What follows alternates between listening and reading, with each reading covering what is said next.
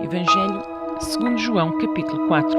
E quando o Senhor entendeu que os fariseus tinham ouvido que Jesus fazia e batizava mais discípulos do que João, ainda que Jesus mesmo não batizava, mas os seus discípulos, deixou a Judeia e foi outra vez para a Galileia, e era-lhe necessário passar por Samaria.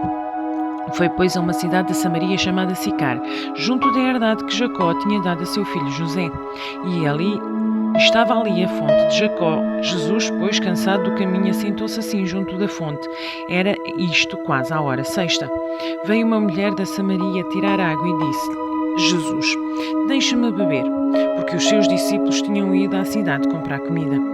Disse-lhe, pois, a mulher samaritana: como sendo tu judeu me pedes de beber a mim, que sou mulher samaritana? Porque os judeus não se comunicam com os samaritanos. Jesus respondeu e disse-lhe: se tu conheces o dom de Deus, e quem é que te diz, dá-me de beber, tu lhe pedirás, e ele te dará água viva. Disse-lhe a mulher: Senhor, tu não tens com que atirar, e o poço é fundo, onde depois tens a água viva. És tu maior que o nosso pai Jacó, que nos deu o poço, bebendo ele próprio dele, e os seus filhos e o seu gado? Jesus respondeu e disse-lhe: qualquer que beber desta água tornará a ter sede. Mas aquele que beber da água que eu lhe der nunca terá sede, porque a água que eu lhe der se fará nele uma fonte de água, que salte para a vida eterna. Disse-lhe a mulher: Senhor, dá-me dessa água para que não me tenha mais sede, e não venha aqui tirá-la. Disse-lhe Jesus: vai, chama o teu marido e vem cá. E a mulher respondeu e disse: não tenho marido. Disse-lhe Jesus: disseste bem, não tenho marido, porque tiveste 5 maridos e o que agora tens não é teu marido. E se disseste com verdade. Disse-lhe a mulher: Senhor, vejo que és profeta. Nossos pais adoraram neste monte, e vós dizeis que é em Jerusalém o lugar onde se deve adorar. Disse-lhe Jesus: mulher, crê-me que a hora vem em que nem neste monte nem em Jerusalém adorareis o Pai. Vós adorais o que não sabeis, nós adoramos o que sabemos, porque a salvação vem dos judeus. Mas a hora vem, e agora é, em que os verdadeiros adoradores adorarão o Pai em espírito e em verdade, porque o Pai procura a tais que assim o adorem. Deus é espírito, e importa que os que o adorem em espírito e em verdade.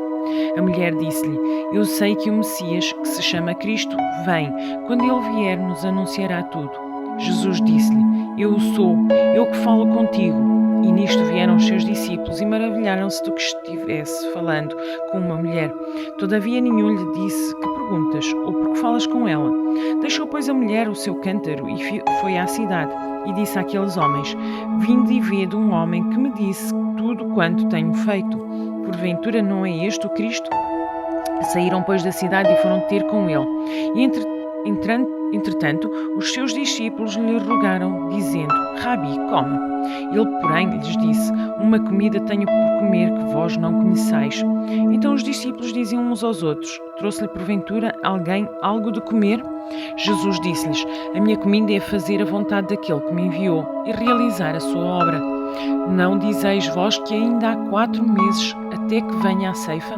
Eis que eu vos digo: levantai os vossos olhos e vede as terras que já estão brancas para a ceifa.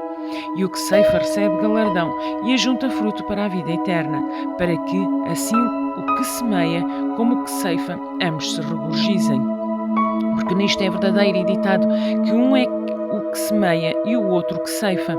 Eu vos enviei a ceifar onde vós não trabalhastes, outros trabalharam e vós entrastes no seu trabalho.